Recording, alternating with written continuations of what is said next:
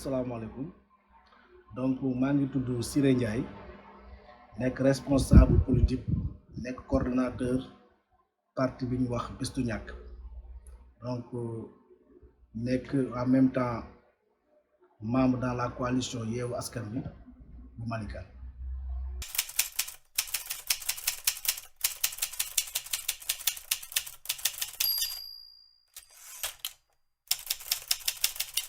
Pour revenir un peu sur l'historique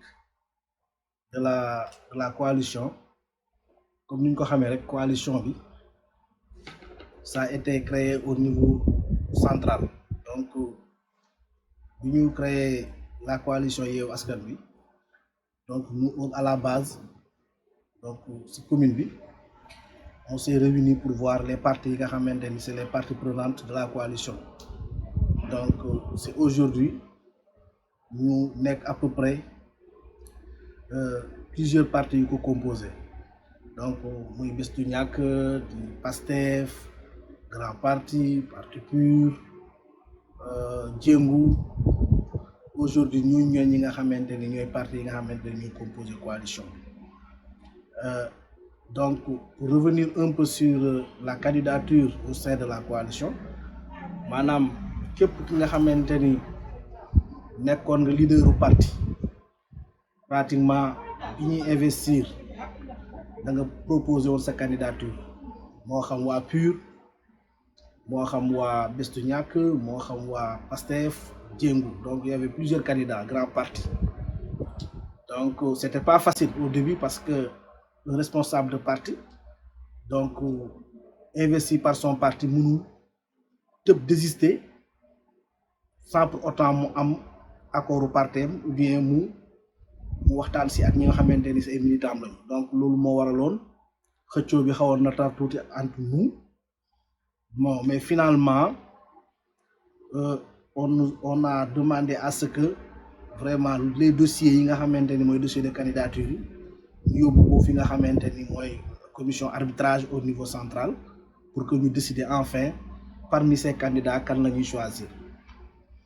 Donc péripéties yu bëri jaar na fi mën naa si bañ revenir mais l'essentiel mooy bi ñu demee au sommet c'est Mor Ndiaye le jeune Mor Ndiaye qui est aujourd'hui le secrétaire national du parti Djengu Tabax. Boubacar Camara nekk le président d'honneur. Mor a été désigné officiellement comme le candidat de la coalition Yewwi Askan Wi pour échéance yi di ñëw au niveau de Malika. Donc bi loolu amee nouvelle bi mu ñëwee donc vraiment ñun ñëpp ñu accueillir ko avec philosophie accepter ko parce que waxoon nañ ko au début waxoon nañu ni képp ku ñu tànn tout le monde se range derrière lui pour que ñu ànd ko ni liggéey bi. Donc voilà, aujourd'hui c'est le camarade Mor Ndiaye qui a été désigné donc pour piloter la liste de la coalition Yewwi Askan Wi de Malika. Par rapport à l'objectif de la coalition, c'est très simple. C'est travailler waxtaan ak population yi yee leen pour ñu voter suñu liste pour que au soir du 23 janvier Yewwi Askan Wi mën a remporter les élections à Malika. C'est ça l'objectif de la coalition. Pour que nous proposer les populations un programme boo xamante ni jàpp nañu ni programme boobu programme bu gën la ci Malika.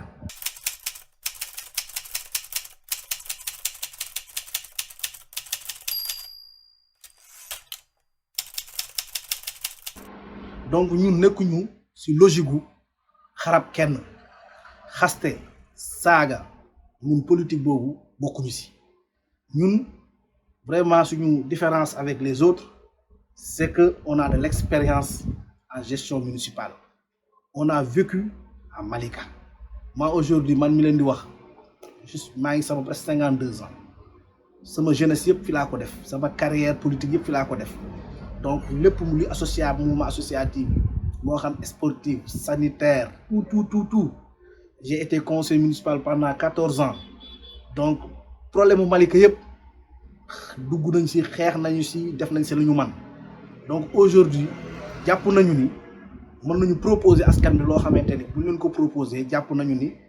dinañu gis seen bopp Malika dina si gis boppam Malika dina gën a mën a développer damay waxaat un peu rek pour ki nga xamante ni mooy le candidat le maire actuel muy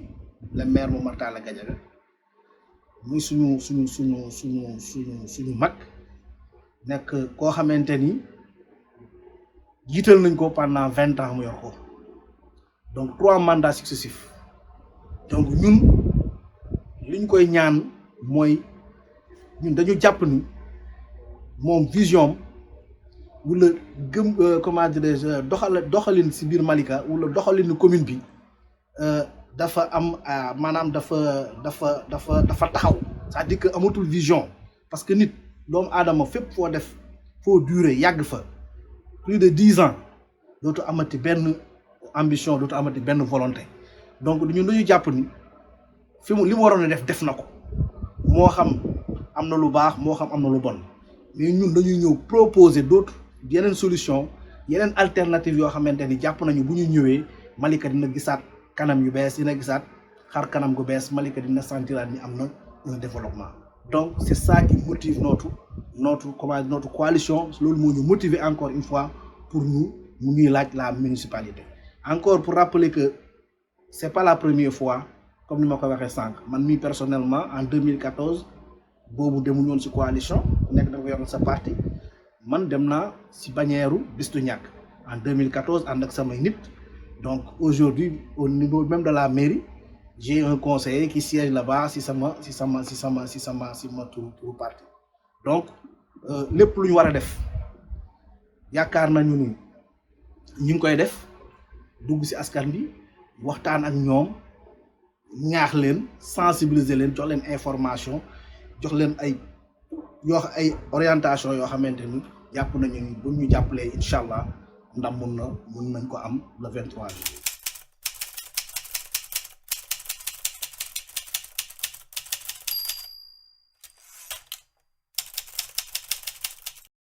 Pour revenir encore une fois damay ñaan la classe politique de Malika actuelle ñëpp ñi xëccoo ñu def ko ak dal ñu def ko parce que Malika benn bopp la Malika dafa am spécificité Malika bokkul ak yenn communes yi Malika dafa am loo xamante ni moom moo ko lal Malika dafa nekk dëkku diine Malika dafa nekk dëkk diine boo xamante ni ñun acteurs politiques yi lépp lu ñuy def rek dañ ko war a teg si fu wóor teg ko foo xamante ni vraiment fu sell lay doon proposer population bi loo xamante ni mun nañ ko dégg pour que bu ëllëgee kenn duñ ci ŋàññi kenn duñ ci xas mais xaste bi saagante bi wax lu bon wax lu ñaaw moi je pense que loolu amul solo parce que nit koo mënti doon buñ la joxee nga liggéey boo defee sa mandat di nga liggéey lu baax di nga liggéey loo xamante ni peut-être baaxul keneen kiy ñëw li mu war a def mooy proposer ay alternatives yoo xamante ni ay solutions yoo xamante ni jafe-jafe yi population bi dund daf ko war a ñëw teg continuer moi je crois que fondement lay doon ku ñëw da nga war a ñëw teg sa brique keneen ñëw teg brigam bu ko defee Malika gis seen bopp mais kii def na lee kii def na lële kii lii wax lee loolu vraiment ñun en tout cas la coalition bi nga xamante ne man si parmi les doyens si la bokk parce que boo xoolee on est entouré que de jeunes parce que boo xoolee Pastef jeunesse bu ñoo fa ëpp bon donc ñun loolu lañ leen di digal si côté boobu lañ leen di jàppale si côté boobu lañ leen di encadrer si côté boobu lañ leen di yee si côté boobu la ñuy ànd ak ñoom pour gën leen a joyanti pour bañ a def politique politicienne donc ñun on a un candidat comme ni ma ko waxee monsieur Mor Ndiaye kenn du ko présenté Malika Mor duñ ko présenté donc c'est un jeune boo xamante ni dynamique depuis jeunesse am li may wax Malika yëpp mën nañu ma témoin donc kenn mus ko xam si lenn loo xamante ni lu jubul la kenn mus ko dégg si benn problème loolu liggéeyam donc am na compétence bi nga xamante ni ñun jàpp nañu ni mairie bi suñ ko jëlee incha allahu rabbi dinañ ko liggéey bu sell li si des mooy il sera entouré de gens yoo xamante ni aussi nekkuñu ay novices vraiment en gestion municipale donc c'est incha allah ñu ko wër ñëpp ay borom xam-xam lañu ñoo xamante ni mën nañ apporter Malika kan kii parce que wax naa leen ni leen c'était tous des candidats potentiels